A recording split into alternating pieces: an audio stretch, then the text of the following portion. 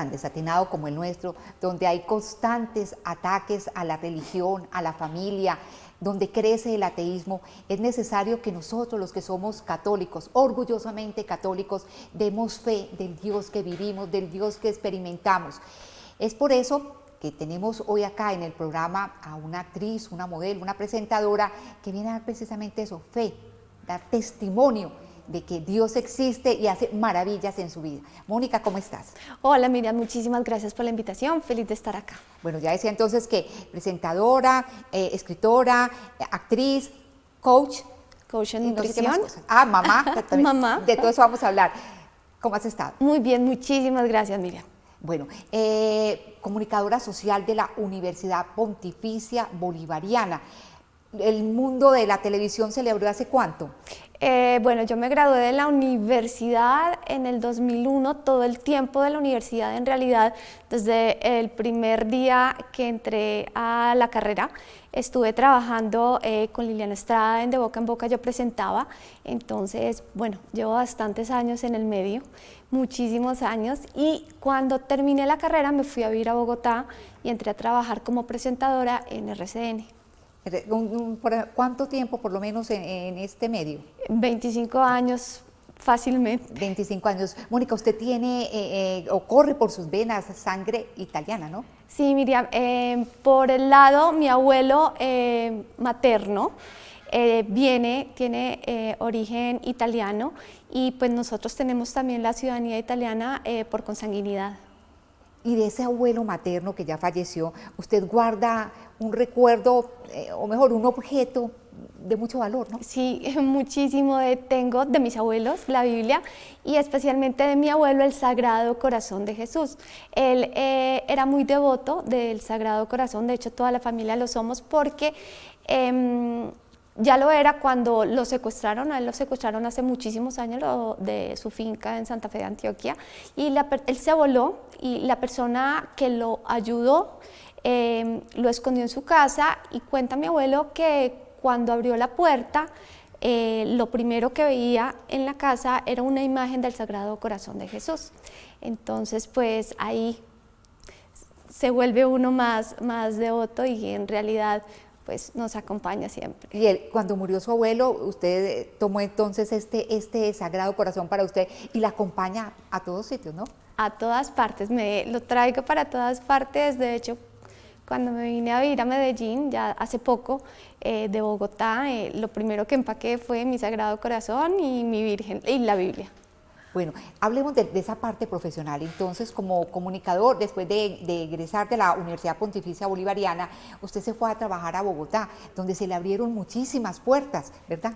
Sí, Miriam, empecé a trabajar, me gradué y empecé a trabajar con RCN, presentando un programa que era la puesta audiovisual de la emisora de La Mega, con Alejandro Villalobos.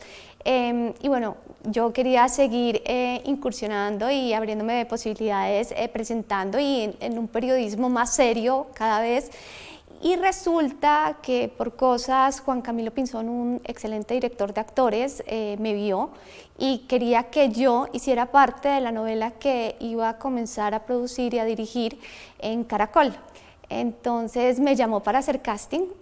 Yo realmente no me sentía preparada en ese momento y bueno, quería seguir en la presentación y en la parte periodística, y acepté un consejo que me dijeron de haga el casting, prepárese porque uno nunca sabe qué pueda pasar. De hecho, el programa de La Mega estaba ya llegando a un punto en que se iba a empezar a acabar y me preparé, nunca en mi vida había cogido un libreto, me preparé muy bien, hice como unos talleres cortos de actuación simplemente como para hacer el casting y llegar con algo consolidado. Y bueno, quedé, y ahí comenzó mi carrera actoral. Exactamente, que hizo una novela, Dora la Celadora, ¿no? Y obtuvo un premio como mejor actriz por la misma. Sí, ese fue mi primer personaje y fui nominada y me gané el premio de actriz revelación en esa época, que ya hace bastante. Y tuvo un protagónico que fue muy famoso, Floricienta. Así es, Miriam. Después seguí varios años con otros personajes muy importantes de reparto y se presentó la posibilidad de este personaje que hicieron casting. Ahí sí, lo que es para uno, Dios se lo tiene guardado. Fue un casting grandísimo con todas las actrices de Colombia, niñas que realmente cantaban muy bien. Hice el casting, quedó el protagonista también, que en ese momento había sido un actor mexicano. Después a él lo quitaron del proyecto porque no le coincidían sus fechas con una producción de México y por derecha me quitaron a mí. Cuando me quitaron a mí, escogieron otros actores y empezaron a hacer la novela, grabaron una semana y después frenaron todo y otra vez me volvieron a llamar para ya hacer el protagónico de Floricienta. Bueno, ¿qué tanto éxito alcanzó usted por todas estas producciones? Trabajó en Sin Senos No Hay Paraíso, ha trabajado en Nickelodeon, en fin, en muchas producciones, pero ¿cuál fue, digamos, el éxito? ¿Qué nivel de éxito alcanzó? Pues realmente cuando tú protagonizas una novela, es el mayor pues, nivel actoral para una persona que está en las artes escénicas. Pues, el protagónico obviamente es un trabajo duro, arduo. Tu vida personal queda absolutamente aislada y por supuesto tienes un cartel y una exposición pública muy alta, porque no solo por contrato tienes la obligación y el deber de estar haciendo promociones y presentándote en muchos programas para comercializar, promocionar el proyecto, sino que, claro, pues si estás en un horario prime o pre-prime, mucha gente te está viendo y pues te van reconociendo en la calle. Entonces estaba en todo el éxito de mi carrera y bueno, ahí es cuando empiezo yo a sentirme contradictoriamente, que yo decía, Dios mío, tengo todo el éxito profesional, todo lo que he trabajado, todo lo que he luchado tanto tiempo en estudios, amo esto porque amo la televisión, amo los medios, pero me sentía supremamente vacía. Yo decía,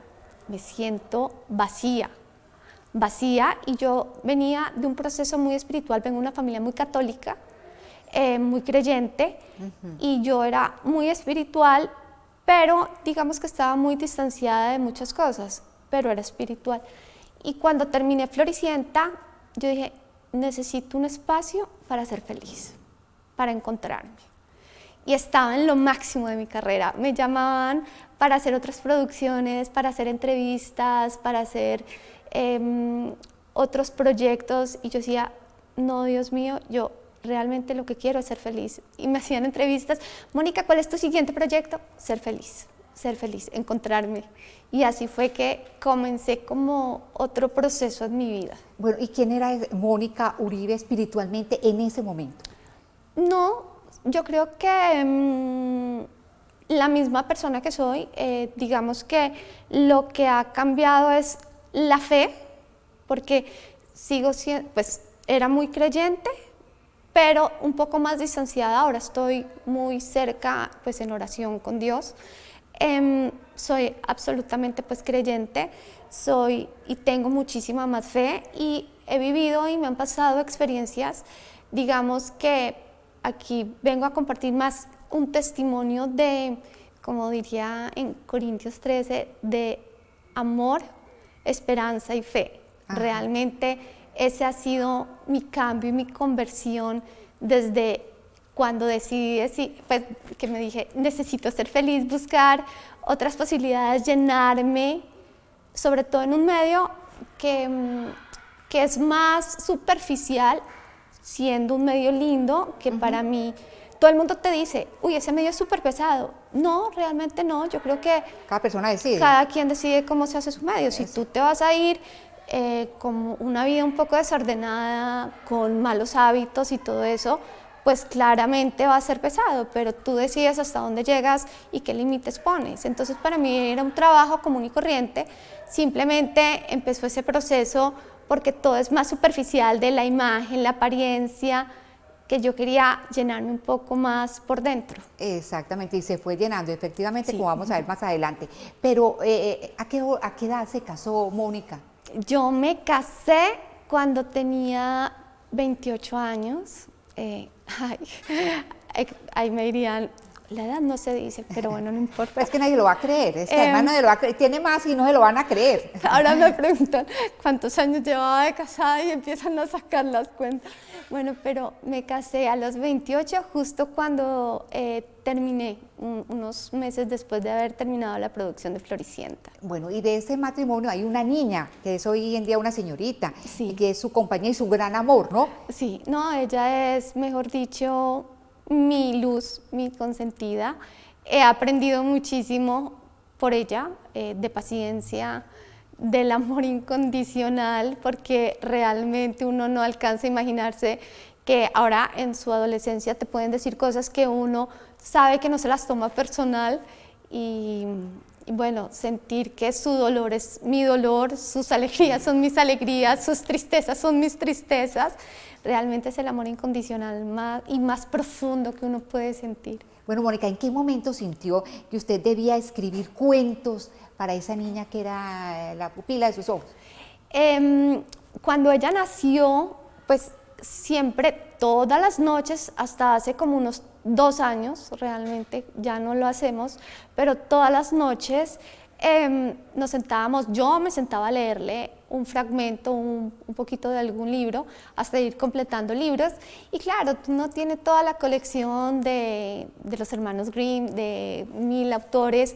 Y cuando empezaba a leer, yo sentía que yo tenía el compromiso, el deber con mi hija y con otros niños de plasmar y escribir sobre los valores que yo le quería inculcar.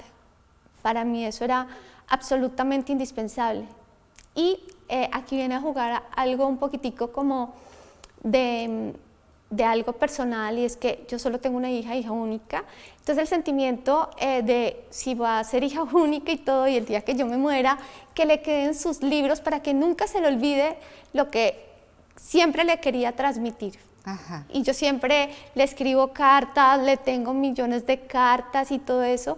Y así fue que nacieron los libros. Entonces yo empezaba a leer las historias y yo decía, ay no, ¿cómo se va a dormir esta pobre criatura con un asesinato, una muerte, una desaparición?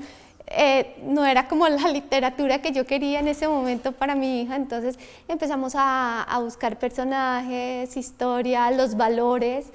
Y un día yo dije, bueno, ya llegó la hora de que estas historias cojan forma y las pueda compartir. Toqué algunas puertas y llegué. Es que toda mi vida han sido como milagros, Miriam. Todo ha sido como que yo me que las cosas se van dando. Sí, mira que lo he aprendido en este último momento de mi vida, cuando es mi propósito y no son los planes de Dios, yo lucho y lucho y lucho y voy en contra de la corriente. Y yo soy súper perseverante, soy una mujer que yo digo, hay veces no tengo como la línea si es perseverancia o terquedad, de lo constante. Y yo digo, ¿será que ya soy terca o soy perseverante? Pero son los planes de Dios. Entonces, cuando es algo que tiene que ser así, que está, todo me llega en bandeja de plata. Entonces había hablado con varias editoriales para publicar los libros, para publicar el primer libro mío que escribí, que fue Pancha, la vaca sin manchas. Y por casualidad yo quería que me lo publicara Panamericana. Y yo había hablado con otras, pero yo quería Panamericana, y el proceso en Panamericana era muy distinto con las otras editoriales. De hecho, era muy poco personal, era absolutamente impersonal. Yo dejaba mi hoja de vida, el manuscrito, todo en la recepción, y ahí es cuando te dicen la frase de no te preocupes, no me llames, yo te llamo. Entonces yo dije, no, pues sí, yo voy a llamar. Y como al mes y medio llamé a la recepción y me dicen, no, pues sí, creo que ese libro, no, déjeme yo averiguo. Y yo, bueno, muchas gracias. Ay, lo tiene la editora Mireya Fonseca, que era la editora en esa época. En este momento ya Mireya no está. Y le agradezco mucho, y realmente Panamericana ha sido una casa inmensamente para mí. Adriana, Fernando, todos han sido maravillosos. Y hablé con Mireya y me dijo, ¿tu libro? Déjame, yo busco. Y lo cogió del escritorio y me dijo, mira, no lo había visto, aquí está. Ay, está precioso, divino. Pues como vio así por encima, ¿sabes qué? Sí, ven la otra semana y hablamos. Y yo, ok, perfecto. O sea, el libro, volvieron a acordarse que estaba, porque pues, son muchos autores los que llevan, es muchísimo trabajo, los que tienen todo el día, y probablemente en algún momento lo iba a leer, pero faltaría mucho tiempo, o de pronto se hubiera quedado, cosas de Dios. Y fui, y bueno, ahí publicamos el primer libro, pues después de todo un proceso, muchos años, y ya siguió el segundo, que fue una licitación que trabajé con ellos de inclusión, y todos los libros con muchísimos valores, y ahí me fui quedando con la editorial. Exacto, a la vaca pancha con manchas. Sí, Pancha la vaca sin manchas. Exacto, bueno, me voy a enredar toda. Pancha, la vaca sin manchas. Le siguieron otros 4 libros, ¿no? 3, sí. 3 libros. 3 libros. Había publicado en el 4 libros. 4 libros, exactamente. ¿Qué valores son los que usted quería comunicarle a su hija en esos libros? De los 4, uno es en coautoría, pero ese sí fue por encargo con Planeta Editorial y Bancolombia, y trabajaba el ahorro. Ese digamos que pues es una diferente. Los otros 3 que son con Panamericana, el primero que fue el de Pancha, que lo hice 100% con la niña. Yo quería inculcarle que el respeto, primero el amor propio, porque de eso se trata la historia de Pancha, que nunca se le olvide que si ella se ama y se respeta, va a lograr que las demás personas la respeten. Es el amor propio, porque si tú no te respetas a ti primero, no puedes pretender que las otras personas te respeten, que se ame como es, con sus diferencias, con sus virtudes, con sus valores, aprender a amar y respetar las diferencias de los demás. Ese era el valor más importante para mí en ese libro de Pancha. Mónica, usted que quiere que su hija reciba lo mejor, es decir, que sea una mujer de bien en el futuro por esa educación que ha recibido. Decía yo al inicio del programa que estamos en un mundo muy desatinado. ¿Qué prenden usted las alertas de todo lo que se está dando en estos momentos? Ay, Miriam, de verdad que yo a veces hablo con otras mamás y con mi mamá. Yo creo que este mundo ha cambiado muchísimo, las redes. Soy absolutamente mala con las redes sociales, lo que estoy diciendo va en contra mío, no debería decirlo, pero se me olvida completamente que existen, pero no es el caso de los adolescentes. Ellos están supremamente enfocados, y es un reto para nosotros los padres hoy en día, porque estamos expuestos no a lo pequeño, sino a lo grande. Estamos compitiendo con todo el mundo, estamos compitiendo con una tecnología donde no hay fronteras, no hay límites, no hay valores, no hay respeto por el uno, por el otro. Todo el mundo quiere aparentar ser lo que no es, no hay filtros. Para buscar seguidores, y todo eso caen en cosas inescrupulosas. Entonces estamos en un reto, porque yo creo que criar antes era mucho más fácil, pues los mismos problemas, claro, las mismas dificultades, y el bullying obviamente, pero es que el bullying te lo hacían en el bus, en el salón, y ahí quedaba. Ahora si te ofenden o te pueden lastimar, llega un punto de crueldad muchísimas veces, que lo montan en las redes, te hacen un video, mandan una fotografía, y eso ya queda, no hay cómo retroceder, y hieren sin escrúpulo alguno. Así es, así es. Mónica, hablemos de una experiencia maravillosa que el Señor le regaló. Un buen día, una pariente suya le invitó a una peregrinación o a un viaje. Sí. Hablemos cómo fue eso. Bueno, resulta, pues yo estaba viviendo en Bogotá, estaba escribiendo el libro de Planeta, el de Mochi, hice un morral mágico y yo tenía mucho trabajo, estaba también terminando, iba a empezar un proyecto en televisión y llama a mi hermana y me dice, estoy organizando un viaje para Medjugorje, vámonos. Y yo, ¿a dónde? Pues, ¿en qué parte del mundo queda eso? Ubícamelo geográficamente. Y me dijo, no, eso queda en Bosnia y Herzegovina. No, yo que me voy a ir para Bosnia y Herzegovina. No, pues no puedo, no tengo el tiempo, no tengo ahorita los recursos seguramente, no puedo dejar a la niña tanto tiempo, pues porque no es ir allí a la vuelta de la esquina, es un trayecto tras otro trayecto, tras otro trayecto para llegar al Monte de las Apariciones. Y por todas las partes le dije, no, muchas gracias. La semana siguiente yo ya estaba a bordo. Ya tenía pasajes, hoteles, todo, absolutamente todo organizado. Para irse a un lugar donde desde el año 1981 sí, la Virgen está dejando unos mensajes en unos videntes, ¿no? Así es. Bueno, pues ya vamos a hablar de este punto, pero antes de irse, usted se consagró a la Santísima Virgen María.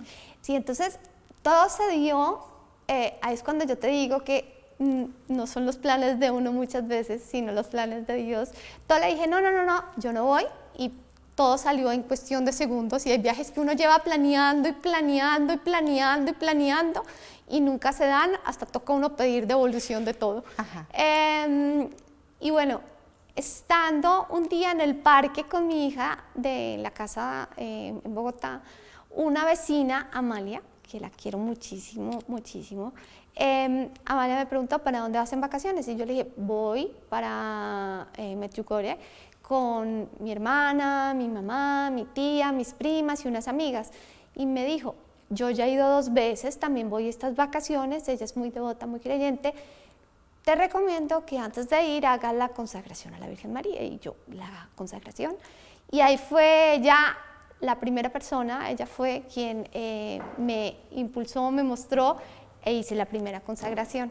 Bueno, Mónica, pero entonces vamos a dejar en ese punto, porque yo quiero que usted en el próximo programa nos cuente cómo fue esa experiencia en este sitio donde se están dando cosas maravillosas y es el lugar, digamos, de mayor oración, o el sitio donde se congrega hoy en día mayor oración, donde hay más conversiones y demás. Pero entonces eso será la próxima semana. Por lo próximo, muchísimas gracias por habernos acompañado. Los espero pues en un próximo En Singular. Que estén muy bien.